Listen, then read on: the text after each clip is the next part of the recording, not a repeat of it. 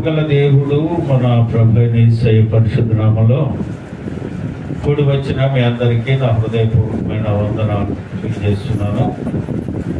ప్రతి శుక్రవారము ఒక స్త్రీని గురించి పరిశుద్ధ గ్రంథంలో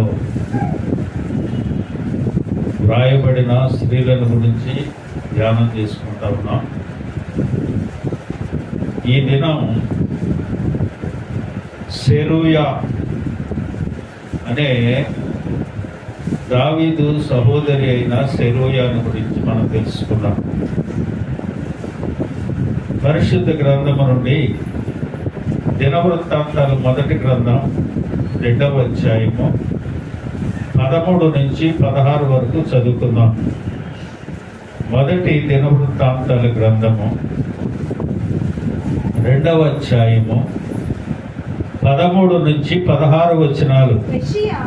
యెషయా తన జ్యేష్ఠ కుమారుడైన ఎలియాబును, రెండవ వాడైన అబీనాదాబును, మూడవ వాడైన షమ్మాను, నాలుగవ వాడైన నెతనేలును, ఐదవ వాడైన రత్తయిని, ఆరవ వాడైన ఓజీమును, ఏడవ వాడైన దావీదును కనెను.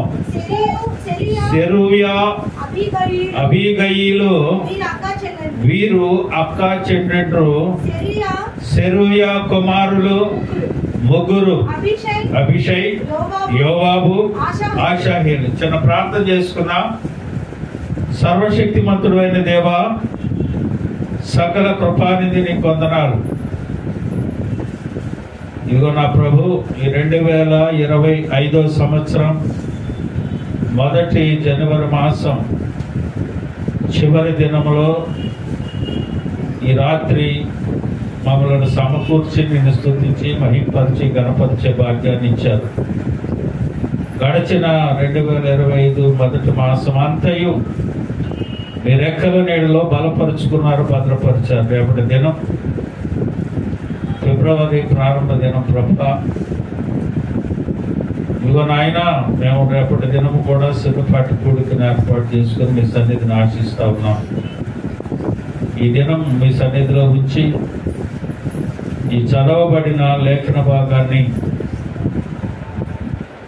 మీ సన్నిధిలో మీరు మాకు తెలియపరచండి ప్రభా. నిలవబడిన నేను అశక్తుడను, అయోగ్యుడను.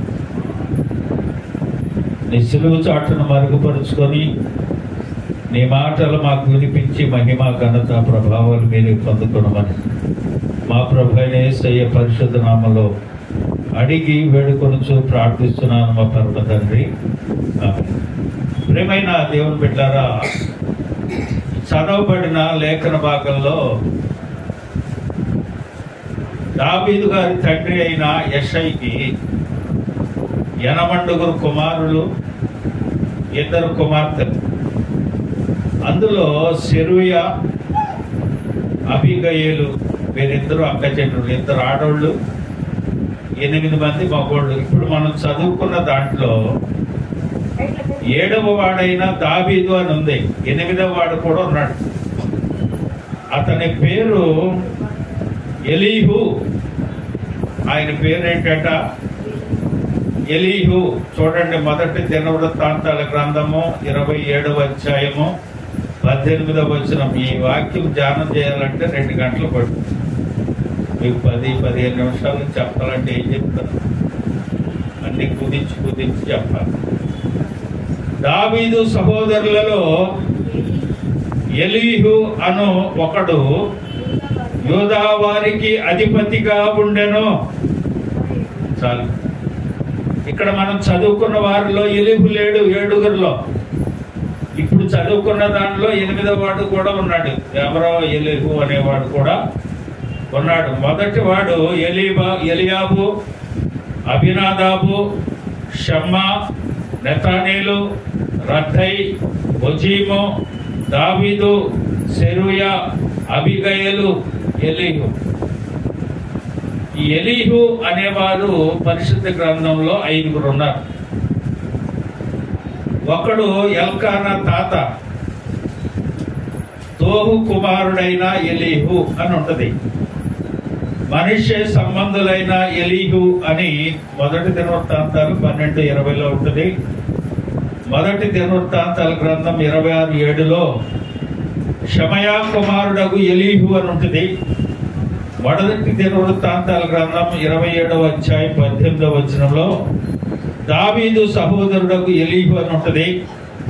ఏబు గ్రంథంలో 32:2 బూజీయుడును బరికేయేలు కుమారుడునకు ఎలీహు అని ఉంటుంది.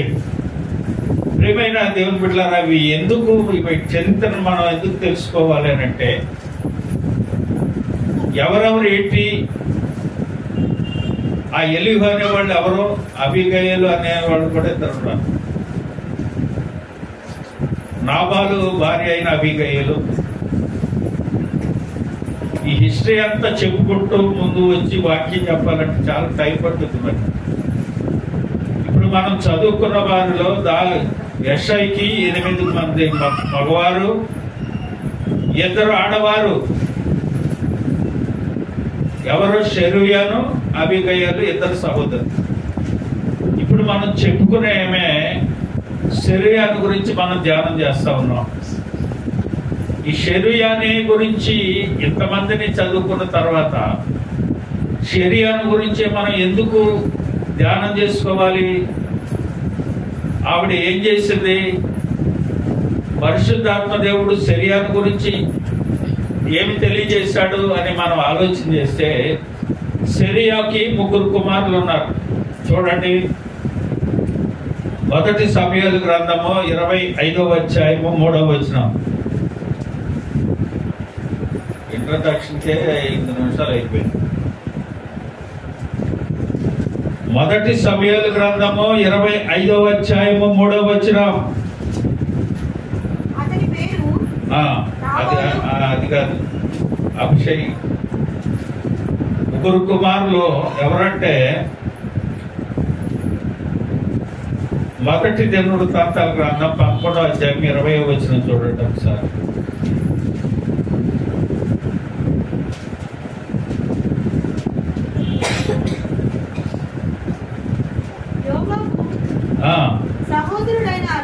యోవాబు సహోదరుడైన అభిషై ముగ్గురిలో ప్రధానుడు. ఇతడు ఒకడు యుద్ధమందు 300 మందిని హతము చేసి తన ఈటె వారి మీద ఆడించిన వాడై ఈ ముగ్గురిలోనూ పేరు పొందినవాడు. హల్లెలూయా. షెరూయాకి 3 కుమారులు.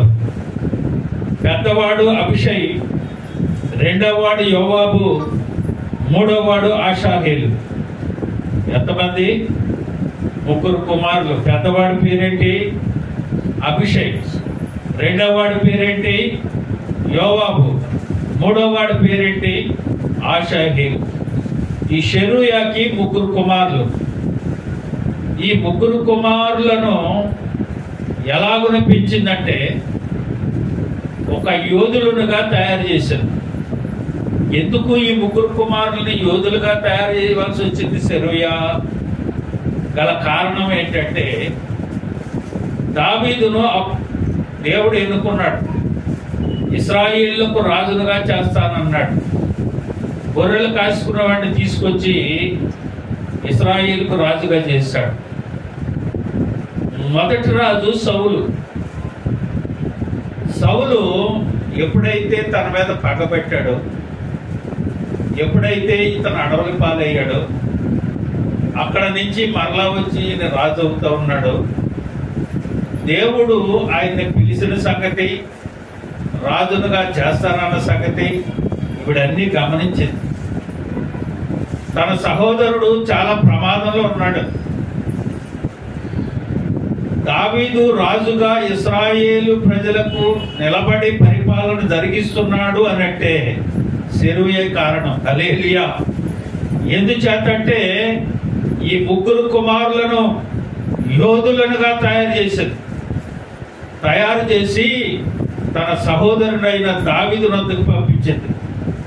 అక్కడ మీరు ఉండండి, నేను మేనమామతో మీరు ఉండండి, అతని దగ్గరే ఉండి అతనికి సహకారులుగా ఉండండి, అతన్ని ప్రోత్సహించండి, అతనికి ఏ అపాయము రాకుండా మీరు కాచుకొని ఉండండి. హల్లెలూయా. బిడ్డల్ని తయారు చేసి అక్కడ పంపించింది. ఆమెకు దేవుని పిలుపు తెలుసు, తన సహోదరుని ఎలాగో కాపాడుకోవాలో తెలుసు, దేవుడు ఆయనకి ఏ రీతిగా తోడై ఉన్నాడో తెలుసు, తన బిడ్డలు వెళ్ళి ఎలాగున అక్కడ ఉంటే ఎలా రక్షించబడతాడో ఆమెకు తెలుసు. కనుకనే బిడ్డల్ని యోధులుగా తయారు చేసి అక్కడ పంపించింది. చూడండి, ఇప్పుడు మనం చదువుకున్న మొదటి దినవృత్తాంతాల గ్రంథం 11:20లో అక్కడ అభిషేయుని గురించి వచ్చింది. ఆమె పేర్లు పెట్టడం కూడా, పెద్దోడికి ఏం పేరు పెట్టింది తెలుసా? అభిషేయి అని పెట్టింది. దానికి అర్థం దానమునకు తండ్రి. ఏంటట? దానమునకు తండ్రి. పేర్లు పెట్టడంలో కూడా తల్లి పాత్ర చూడండి, బిడ్డలను పెంచడంలో కూడా తల్లి పాత్ర చూడండి. ప్రియమైన దేవుని బిడ్డలారా, మనమైతే నా కుమారుడు అది అవ్వాలి, నీ కుమారుడు ఇది అవ్వాలి, నీకు సాయం చేస్తే ఎలాగా, నా బిడ్డల సంగతి ఏంటి, నా పరిస్థితి ఏంటి అని అనుకుంటాం. కానీ తన సహోదరుడు పరిస్థితిని గమనించిన తన సహోదరి బిడ్డలను తయారు చేసి అక్కడికి వెళ్ళండి అంది. అభిషేక్ గురించి ఇప్పుడు మనం చదువుకున్న వాక్య భాగంలో యోవాబు సహోదరుడైన అభిషేక్ ముగ్గురిలో ప్రధానుడు. ఇతడు ఏంటంట, ఇతడు క్వాలిఫికేషన్ చూడండి. ఇతడు యుద్ధమందు 300 మందిని హతము చేసి తన ఈటె వారి మీద ఆడించిన వాడై ఈ ముగ్గురులోనూ పేరు పొందినవాడు. హల్లెలూయా. యుద్ధ రంగంలో మంచి పేరు పొందినవాడు ఈ అభిషేక్. పెద్దవాడు అలా తయారు చేశాడు. 2 సమూయేలు గ్రంథం 3:39 వచనంలో పట్టాభిషేకము నొందిన వాడనైనను నేడు నేను బలహీనుడనైతిని. చూడండి, రాజుగారు, దేవుడు పిలుపు నొందుకున్న రాజుగారు చెబుతున్న మాట అది. దావీదు పలుకుచున్న మాటలు అవి. ఏమంటున్నాడు? పట్టాభిషేకము నొందిన వాడనైనను నేడు నేను బలహీనుడనైతిని. సెరూయా కుమారులైన ఈ మనుషులు నాకంటే బలము గలవారు. హల్లెలూయా. ఒక రాజుగారు తన మేనమామ, తన మేనల్లుల గురించి చెప్పే మాట. నన్ను దేవుడు పిలిచాడు, అభిషేకించబడ్డా, పరిపాలన సాగిస్తావన్నా, కానీ అభిషేకము నొందిన వాడనైనను నేను బలహీనుడనైతిని. సెరూయా కుమారులైన ఈ మనుషులు నాకంటే బలము గలవారు. హల్లెలూయా. సెరూయా బిడ్డల్ని ఎలా తయారు చేసిందో చూడండి. తన సహోదరుడు పలుకుచున్న మాట, సెరూయా కుమారులు నాకంటే బలవంతులు, దావీదు కంటే బలవంతులు. ఒక ఎలుగుబంటిని చీల్చేసిన వాడు, సింహముని చీల్చేసిన వాడు, 6 మూరల జానుడున్న గొల్యాతును ఒడిసెలతో చంపినవాడు, తల నరికి తీసుకుని వచ్చిన వాడు పలుకుచున్న మాట బిడ్డల్ని ఏ రీతిగా తయారు చేస్తుంది చూడండి. మన బిడ్డలు ఎలా ఉన్నారు? నీ ప్రధాన పాత్ర ఏంటి? ఆలోచించాలి. ఒక్కొక్క స్త్రీని గురించి మనం ధ్యానం చేసుకుంటా ఉంటే వారు ఏ రీతిగా కుటుంబాలను కట్టుకున్నారు, వారు ఏ రీతిగా కుటుంబాన్ని నడిపించుకున్నారు, వారు ఏ రీతిగా బిడ్డలను పెంచారు, వారు ఏ రీతిగా దేవుని ఆశీర్వాదాలు పొందుకున్నారు మనం తెలుసుకోవాలి. ఈ దినం సెరూయాను గురించి ధ్యానం చేస్తా ఉన్నాం. ఆ తల్లి ఆ బిడ్డలను ఏ రీతిగా పెంచింది? వారు నాకంటే బలవంతులు అన్నట్టుగా పెంచింది.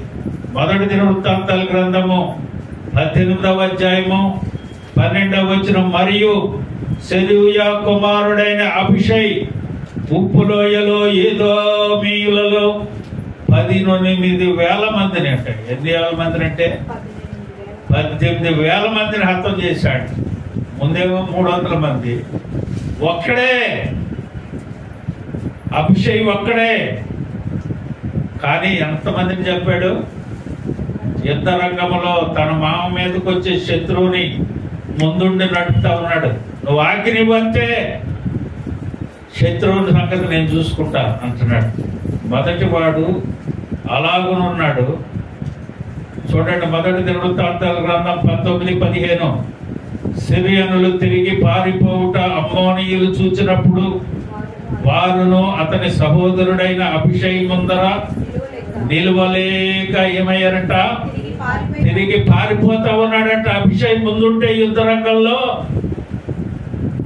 జనాలు చూసి పారిపోతా ఉన్నారు. ప్రియమైన దేవుని బిడ్డలారా, శత్రువు ముందు మన బిడ్డలు నిలవబెట్టినప్పుడు శత్రువు చూసి పారిపోవాలి. అలాగున మన బిడ్డలను తయారు చేసి పెట్టాలి. అలాగున మనం ఉండాలి. ఏ రీతిగా నీ బిడ్డను నువ్వు తయారు చేస్తున్నావు చూడండి. రెండవ వాడు, మొదటి వాడి సంగతి ముగించేస్తున్నాను. 18 నిమిషాలు అయిపోయింది. రెండవ వాడు యోవాబు చూడండి. 2వ సమూయేలు గ్రంథం 8:16. యోవాబు అనే పేరుకి యెహోవా నా తండ్రి అయి ఉన్నాడు అని అర్థం. మొదటోడికి ఏం పేరు పెట్టింది? దానమునకు తండ్రి అని పేరు పెట్టింది. రెండవ వాడికి ఏం పేరు పెట్టింది? యెహోవా నా తండ్రి అయి ఉన్నాడు. హల్లెలూయా. ప్రియమైన దేవుని బిడ్డలారా, నోరు తిరగని పేర్లు మనకి, దాని పేరుకు మనకు అర్థం తెలీదు. ఆ పేరులో ఉన్న ప్రాముఖ్యత మనం గమనించుకోలేము. కానీ ఎంత తెలివి గల స్త్రీగా ఉందో చూడండి. ఏమంటుంది? యెహోవా నా తండ్రి అయ్యున్నాడు అని అంటుంది. బిడ్డకు ఆ పేరు పెట్టింది. 2వ సమూయేలు 8:16. సెరూయా కుమారుడకు యోవాబు సైన్యమునకు అధిపతి అయి ఉండెను. రెండవ వాడు ఏం చేస్తున్నాడు? మొదటి వాడేమో యుద్ధ రంగంలో ప్రావీణ్యం కలిగిన వాడు, రెండవ వాడేమో సైన్యాధిపతి అయి ఉన్నాడు. తన మామ దగ్గర పాత్రలు పోషిస్తున్నారు. ఇటు సైన్యాధిపతి అయి ఉన్నాడు. 2 సమూయేలు 10:13. యోవాబును అతనితో కూడనున్న వారును సిరియనులతో యుద్ధము చేయుటకు బయలుదేరైన వారు అతని ఎదుట నిలవచాలకపోయేది. హల్లెలూయా. చూడండి, ఒకడికి మించినోడు ఒకడు. అభిషేక్కి మించినోడు యోవాబు అతనితో కూడా ఉన్నవారు సిరియనులతో యుద్ధము చేయ బయలుదేరగానే వారు అతని ఎదుట నిలువ చాలకపోయేది. ప్రియమైన దేవుని బిడ్డలారా, నిలవ జాలక శత్రువు నిలవ జాలక లేని ప్రావీణ్యతను ఆ తల్లి ఎలా నేర్పించింది వీళ్ళకి? అంత ప్రావీణ్యతను చూసి దావీదు మీద ఏక వాలనీయకుండా ఆ తల్లి తయారు చేసింది. ఈ వాక్యం చదివేటప్పుడు దావీదుని గురించే చెప్తా ఉంటాం. దైవజనులు దావీదు అలాంటి ఎలాంటి యోధుడు, దేవుడు తోడై ఉన్నాడు, అభిషేకించాడు, కోరుకున్నాడు, ఎన్నుకున్నాడు, నా ఇష్టానుసారమైన మనుషుడు అని చెప్పాడు అని చెప్పుకుంటుంటాం. కానీ దావీదు ఆ రీతిగా నడవటానికి వీళ్ళు ఒక్కొక్కడు ప్రోత్సాహపరిచి బాడీ గార్డ్స్ లాగా ఉండి తన మామను కాచుకుంటూ ఉన్నారు. హల్లెలూయా. 2వ సమూయేలు 11:7. ఉరియా దావీదు నొద్దకు రాగా దావీదు యోవాబు యోగక్షేమములను, జనుల యోగక్షేమములను, యుద్ధ సమాచారములను అడుగుతా ఉన్నాడు. యుద్ధ రంగంలో నుంచి ఉరియా వచ్చాడు, దావీదు దగ్గరికి వచ్చాడు. అక్కడ పరిస్థితి అంటే మా వాళ్ళు ఎలా ఉన్నారు, యోగక్షేమము మామగారు అడిగి తెలుసుకుంటా ఉన్నాడు. అలాగనే మొదటి దినవృత్తాంతాల గ్రంథం 21:3. అందుకు యోవాబు, రాజా, నా ఏలినవాడా, యెహోవా తన జనులను ఇప్పుడున్న వారి కంటే 100 ఎక్కువ మందిని దయచేయును గాక. వారందరూ నా ఏలిన వానికి దాసులు కారా? నా ఏలిన వారికి ఈ విచారం ఎలా? ఇది జరగవలసిన హేతువేమి? జరిగిన యెడల ఇశ్రాయేలీయులను శిక్ష కలుగునని మనవి చేశాను. దావీదు ఒక పని చేయమని చెప్పారు. ఈయన ఏమంటున్నాడంటే, యోవాబు రాజు నా ఏలినవాడా, తన జనులకు ఇప్పుడు ఉన్నవారి కంటే 100 ఎక్కువ దేవుడు నీకు దయచేస్తాడు కదా, నువ్వు ఇంత పని ఎందుకు చేస్తున్నావు అని నివారిస్తా ఉన్నాడు తన మేనమామ. ప్రియమైన దేవుని బిడ్డలారా, ఒకడేమో యుద్ధరంగమందు పరవేణ్యత కలిగిన వాడు, ఒకడేమో సైన్యాధిపతిగా ఉన్నాడు. మూడవ వాడిని ముగించేస్తాను చూడండి. మూడవ వాడి పేరు ఆషాహేలు. దేవుడు చేసెను, దేవుడే నా కర్త. అంటే పేర్లు ఎలా పెట్టిందో చూడండి బిడ్డలకు. ఒకడికేమో దానమునకు తండ్రి అని పెట్టింది, రెండవ వాడికేమో యెహోవా నా తండ్రి ఉన్నాడని పెట్టింది, మూడవ వాడికేమో దేవుడే నా కర్త అని పెట్టింది. హల్లెలూయా. ప్రియమైన దేవుని బిడ్డలారా, 2వ సమూయేలు గ్రంథం 2వ అధ్యాయము 18-19 వచనాలు చూడండి, ముగించేస్తాను. ఆషాహేలు అడవి లేడి ఎంత తేలికగా పరిగెత్తువాడు కనుక అతడు కుడి తట్టైనను ఎడమ తట్టైనను తిరుగక అబ్నేరును తరుముచున్నాడు. హల్లెలూయా. ఎలాగున్నాడట? ఒకడేమో యుద్ధరంగమందు ప్రావీణ్యత కలిగాడు, రెండవ వాడేమో సైన్యాధిపతిగా ఉన్నాడు, మూడవ వాడు ఎలా ఉన్నాడు? అడవి లేడి అంత తేలికగా పరిగెట్టేవాడు. రథాలు గిరాలు కాదు అక్కడ, అడవి లేడి ఎంత తేలికగా పరిగెడతాడట. అంత పరిగెట్టి శత్రువును సంహరించగల శక్తి, సామర్థ్యము దేవుడు అతనికి అనుగ్రహించాడు. 2వ దినవృత్తాంతాల గ్రంథం 11:26. మరియు సైన్యములకు చేరిన వేరు పరాక్రమశాలులు ఎవరనగా యోవాబు తమ్ముడైన ఆషాహేలు, బెత్లెహేము ఊరివాడైన దోదోకు కుమారుడకు ఎలానాను అని అంటాడు. ఆషాహేలే ఎలాంటి వాడంట? పరాక్రమశాలి, అడవి లేడి అంత పరిగెత్తగలిగిన వాడు. అంతేకాదు ప్రియమైన దేవుని బిడ్డలారా, దేవుడు వారి ముగ్గురిని దావీదుకు తోడుగా ఉంచి తన చేయి జీవితానికి వీళ్ళని బాడీ గార్డులుగా పెంచారు. దానికి గల కారణం తన సహోదరి తన బిడ్డలను పెంచి తన సహోదరుడికి బాడీ గార్డ్స్గా పంపించి తన మీద ఏకవాళ్ళనీయకుండా, శత్రువు ఇశ్రాయేలు ప్రజల మీదకి రానియకుండా పెట్టింది. దేవుని వాక్యంలో మాట ఉంది, సామెతల గ్రంథంలో 31:21లో జ్ఞానవంతురాలు ఏం చేస్తుందంట? తన ఇంటి వారికి చదువు కలుగునను భయపడదు, ఆమె ఇంటి వారందరూ రక్తవర్ణ వస్త్రములు ధరించుకుంటారు. హల్లెలూయా. తన ఇల్లు కడతమే కాదండి, తన రక్త సంబంధం కూడా కాపాడుకునే సామర్థ్యాన్ని కలిగిన జ్ఞానవంతురాల్లాగానే ఉండాలి. అంతేగాని బలమును ఘనతయు ఆమెకు వస్త్రములు, ఆమె రాబోవు కాలము విషయమై నిర్భయముగా ఉండును. హల్లెలూయా. ఎలా ఉంటుందంట జ్ఞానవంతురాలు? బలమును ఘనతయు ఆమెకు వస్త్రముగాను, ఆమె రాబోవు కాలము విషయమై నిర్భయముగా ఉంటుందట. ఎందుకని? దేవుడు ఆ సామర్థ్యాన్ని తనకు అనుగ్రహిస్తాడు. తన సహోదరుడు చక్కగా రాజ్య పరిపాలన జరిగించడానికి ఎదుర్కొలు వచ్చినా, ఇబ్బందులు వచ్చినా, శత్రువు తనపై వచ్చినా వారు ఆయన్ని కాచుకొని ఉన్నారు కాబట్టి ఆయన ఆ రీతిగా ఉండగలిగాడు. ఆ సామర్థ్యాన్ని తన బిడ్డలపై చూపించి అలాగను పెంచి ఆ ఇశ్రాయేలు దేశానికి బెత్లెహేం పంపించి అక్కడ ఉంచింది కనుకనే ప్రియమైన దేవుని బిడ్డలారా, ఈరోజు మనం ఏ పరిస్థితిలో ఉన్నాం? ఏ పరిస్థితిలో నువ్వు నీ బిడ్డలను పెంచుతా ఉన్నావు?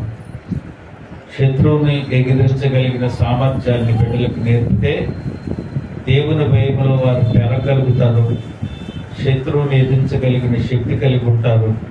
అలాగున జ్ఞానవంతురాల్లాగా నీ ఉండి షెరూయా వల్లే నీ బిడ్డలను ఆ రీతిగా పెంచుతుందాక. దేవుడి వాక్యము దీవించి ఆశీర్వదించు.